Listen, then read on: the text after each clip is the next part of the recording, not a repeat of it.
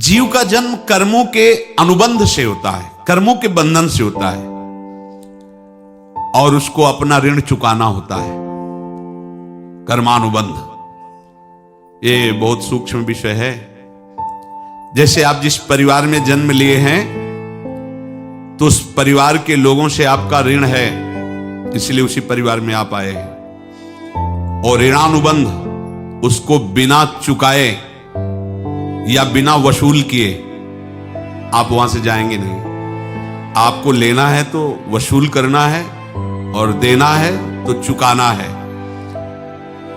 ये पूर्व के जन्मों से निश्चित किया गया है। जैसे किसी के यहां पुत्र हुआ, जन्म से ही पैसा खर्चा शुरू हुआ, बड़ा हुआ तो उद्दंडता के द्वारा मार पूरे परिवार को क्लेश पर क्लेश देता चला जा रहा है। ये तुम्हारे कर्म का फल है।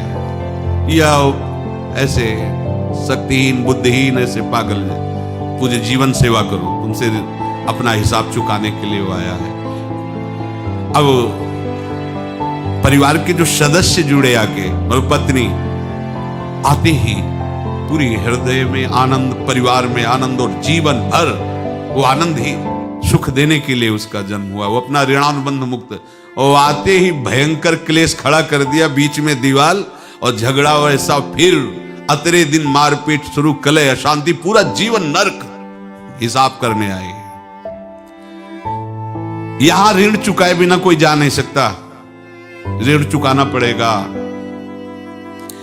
किसी का ऋण वसूल करना है तो किसी को ऋण चुकाना है, दोनों काम करने होते हैं। अनेक जन्मों में अनेक लोगों के साथ हमने जो बर्ताव किए हैं, अच्छे या बुरे, वो होंगे। अब किसी आदमी को हम जानते नहीं, अचानक मिला, अचानक टक्कर लगा और मार पीट गाली गुप्ता सब कर दिया, चुपचाप सह लो। क्यों? ये आपका हिसाब है, पूर्व का हिसाब। हमारा उससे कोई द्वेष नहीं, कोई संकल्प नहीं। अचानक घटना घटी और हमसे द्वेष करने लगा, हमें पीटने लगा, हमें गालियां दे, ये हिसाब है, चुपचाप सह जाओ। अपने घर का भाई ही भारी दुश्मन बन गया और क्लेश, हिसाब है।